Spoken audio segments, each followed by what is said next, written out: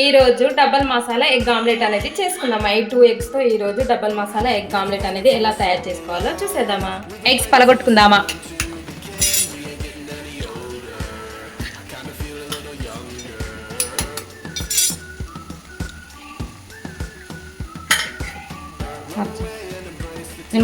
కొంచెం కొత్తిమీర వేసుకోవాలి,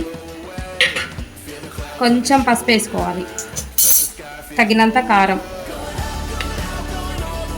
కొంచెం సాల్ట్ బీట్ చేసుకొని పక్కన పెట్టుకోవాలి.